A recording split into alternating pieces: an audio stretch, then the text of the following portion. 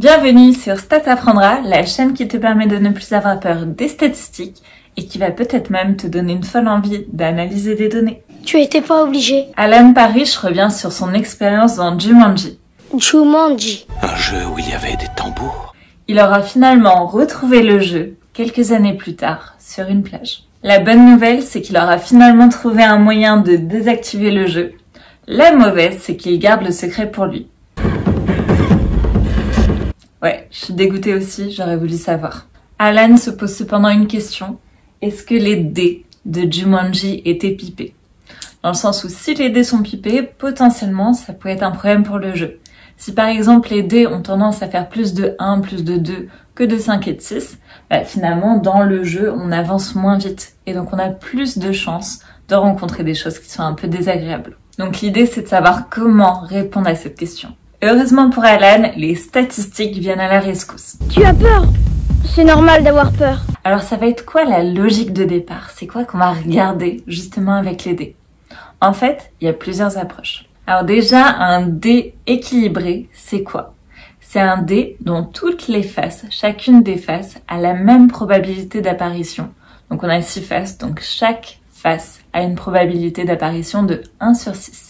À l'inverse, on a le dé déséquilibré, on dit aussi dé pipé, où là, pour le coup, certaines faces vont être plus probables que d'autres. On va voir plus régulièrement certaines faces, elles vont avoir une probabilité d'apparition plus grande, et au contraire, d'autres faces auront des probabilités d'apparition plus petites.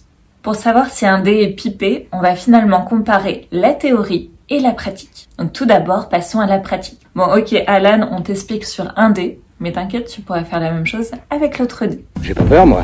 Moi, j'ai peur de rien. La première étape, ça va être de lancer les dés un certain nombre de fois, un grand nombre de fois.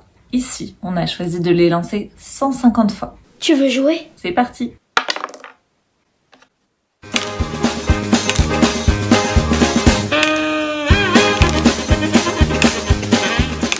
On obtient notre tableau pratique, résultat de notre expérience.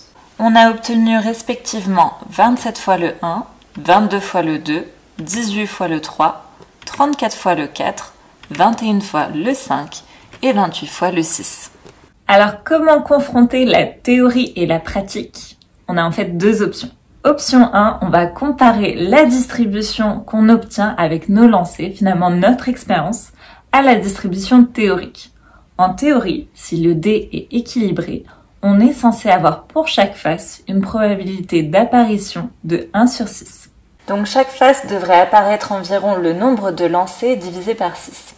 Donc par exemple, si on a fait 150 lancers comme c'est le cas ici, on est censé avoir 150 divisé par 6 égale 25. Et 25 fois quoi? 25 fois le 1, le 2, le 3, le 4 et le 6. Alors on a notre tableau pratique, celui issu de nos lancers.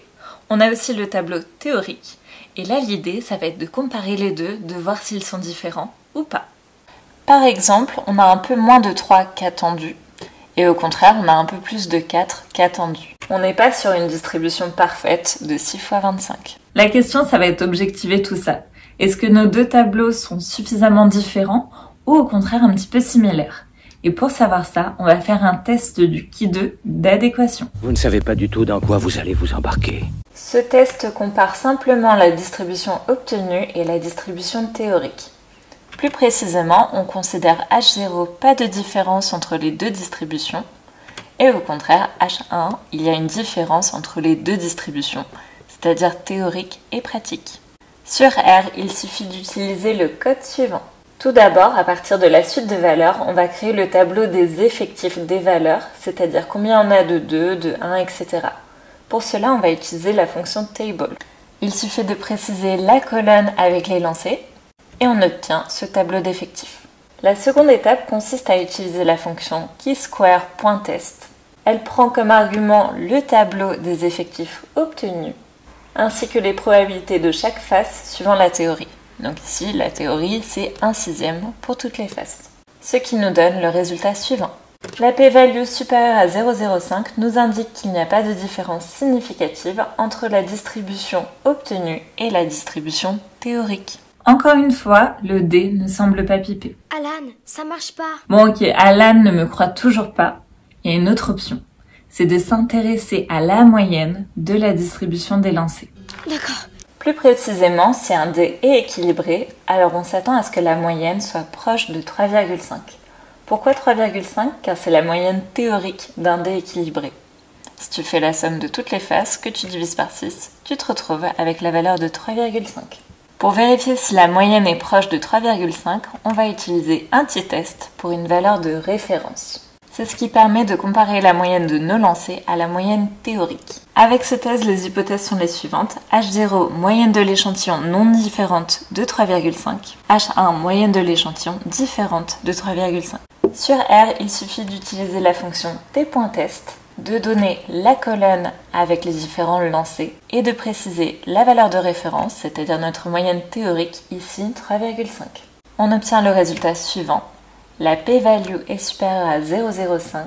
Dit autrement, la moyenne de nos lancers n'est pas significativement différente. Dit autrement, le dé ne semble pas piper. Alan n'y croit toujours pas. Je vais encore essayer. Pour lui, le jeu n'était pas juste. Il y avait un biais dans les dés.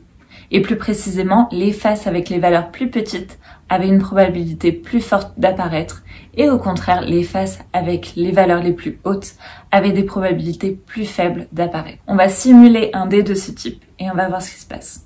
Prouve-le. Voici une configuration possible. On met moins d'effectifs pour les faces 5 et 6, avec par exemple ici 15 pour chacune. Et au contraire, on met plus d'effectifs sur les faces 1 et 2, avec chacune 35 d'effectifs. C'est ça qui déséquilibre le dé. On effectue ensuite le qui 2, qui nous donne une p-value inférieure à 0,05, et donc une différence significative entre la distribution théorique et la distribution du dé pipé. Dit autrement, ça va dans le sens d'un dé pipé.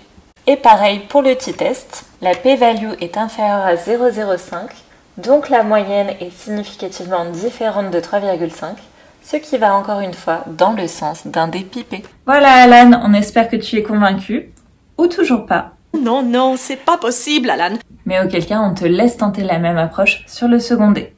Voilà, on espère que cette vidéo t'a plu. Si c'est le cas, n'hésite pas à mettre un pouce en l'air et à t'abonner si ce n'est pas déjà fait. À bientôt. Ne vous retournez pas!